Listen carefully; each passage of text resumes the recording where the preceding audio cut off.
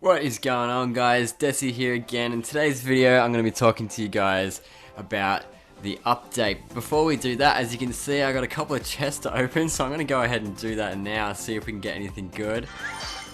Here we go. We'll start with the golds, barbs, royal giant, elixir collector, Tessa. Go again. Really just aiming to get this gold so I can get some upgrades going. More barbs, arrows, not too bad. Mortar, yuck, get away. Bomb tower. Open up these silvers, gold, inferno, minion horde, gold again. The rocket is that. Now open up our free. Okay, and as you can see up in the top right here, we've got a couple of gems to spend. I was thinking about putting them towards some of the giant chests here. So let's open up a couple of giant chests, get the money, see if we can get anything else good. Good amount of gold, 2 goblin huts, bunch of rockets, no good at the moment. Knights might be pretty good in this patch actually, coming up. Got another one here. Oh. Oh god. Okay, expo, yep. Got a rocket and some archers. Jesus, I'm lucky with those chests. But now that I've got that 5k, look what I can upgrade here. I was lucky enough to grab another miner, so we're gonna upgrade that miner now.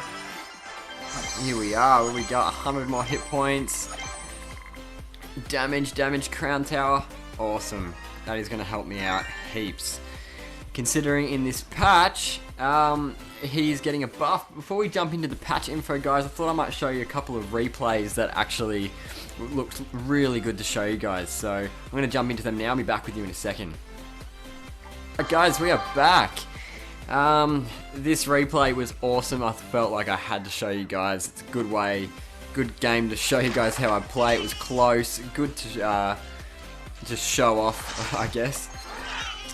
So he's dropped the goblin hut. I've sent the miner up there to actually take out the goblin hut, see if I can lose some values with that. And I'm going to go for a little split push on the side here. Put some minion horde down to block the dragon. I think a couple of goblins do get past and stab out that. I was actually a bit surprised by how many goblins actually came down. I wasn't expecting it, but I had to let him go. I had no more elixir to use. I'm just sitting here. He's ahead of me a little bit here. But I'm pretty happy with the way the start of the game opened up.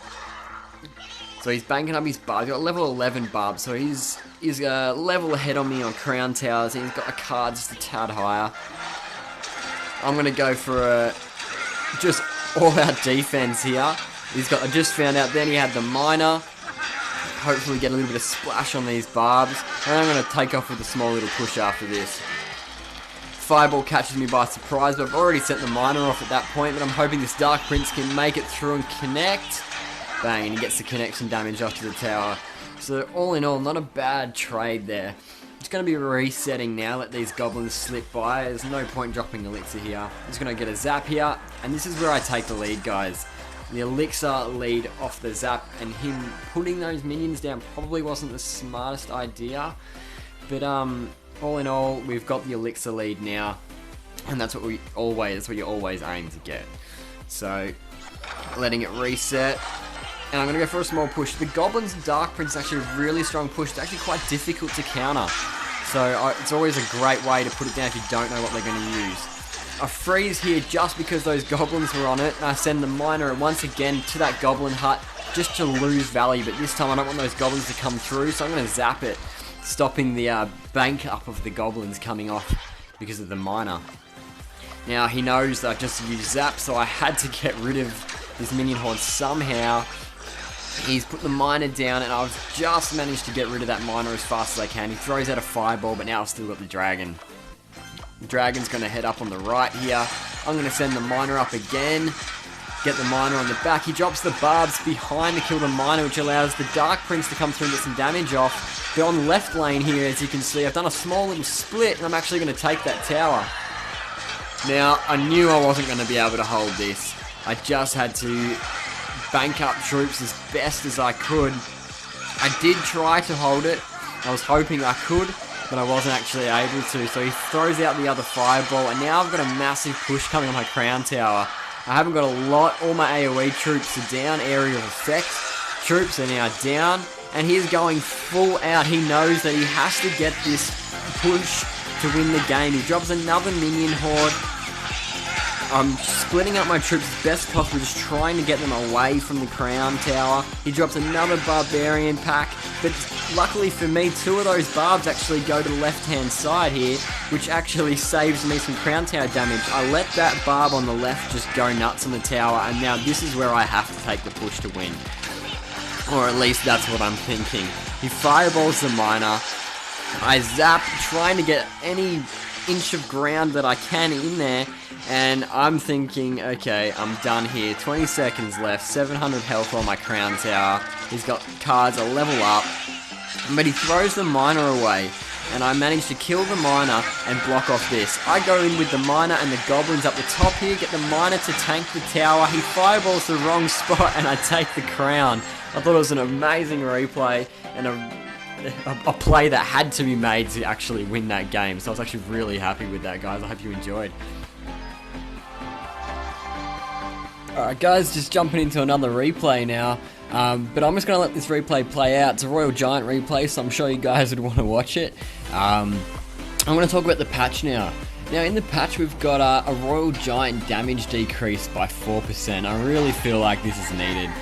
It's definitely needed to keep this guy under wraps. He's a little bit too strong at the moment. I feel like that's a good amount of a good percentage to drop his damage by.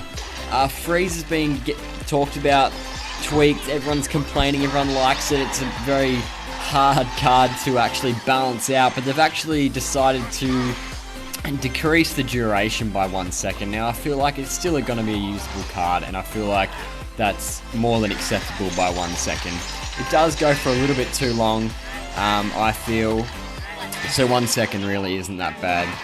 Fire Spirits area damage increase, so they're going to be able to blow up bigger, and I think that's what's going to put them into the play. Like, I really like Fire Spirits. I was using them in my past deck, and I think they're an awesome card, and I think they should be used, and to see the damage, the radius of their explosion increased, I feel like that's a good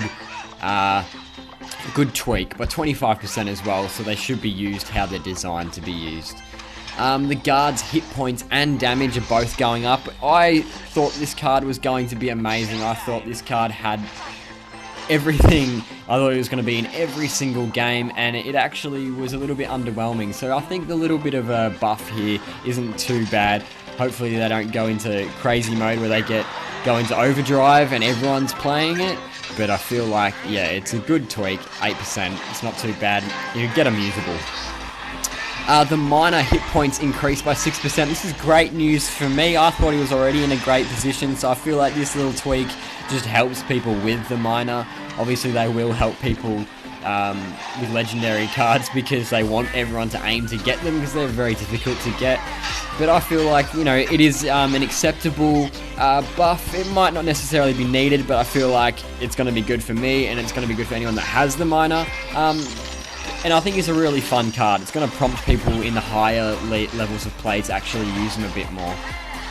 Lava Hound is getting a buff, which is a bit of a crazy thing in my opinion. I feel like if he's used correctly, he is a powerhouse. I do have a lot of problems dealing with the Lava Hound, but he's getting a hit point increase by 3%, and his Lava Points health is going up, hit points going up. But seeing as the card does cost 7 elixir, I feel like it is reasonable. The elixir collector is losing a little bit more health again. I feel like, you know, that's they just want to see more people use it the right way, not as a blocking mechanism.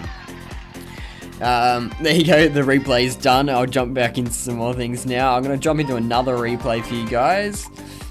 What one do I want to show you guys? Let's have a look at this one.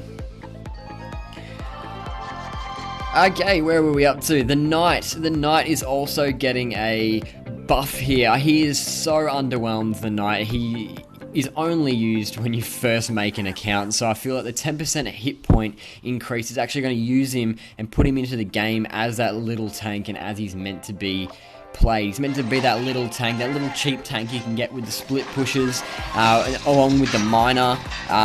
You know, he's just a miner that can't teleport. I feel like it is a good card, and it would be interesting to see how people incorporate the knight into the deck and use him properly.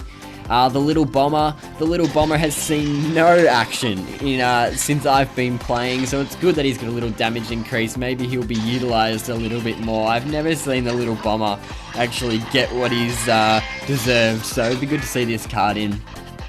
Cannon hit points decreased by 5%. They obviously feel like the cannon is still a little bit too strong for the amount. A little bit too strong on the distraction, and they want to lower that a little bit more, make it so people aren't just putting it in the deck to block. It's a very popular card, so I can see why they want to twist up the play a little bit there. Tesla hit points increased by 5%. It did get a pretty big nerf, and it'll be interesting to see the Tesla come back.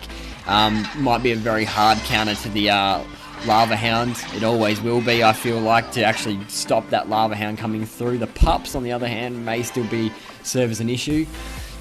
The Golem is finally getting a little bit of a buff here. He used to be very, very strong. He used to be played all the time, and when they gave him the nerf, it kind of dropped him to the point where he doesn't see any play. The mini P.E.K.K.A kind of took it over. So the hit points increased on the Golem and the Golemites is actually reasonable. I'd like to see the Golem come back a little bit. I feel like he is building a deck around the Golem is a lot of fun.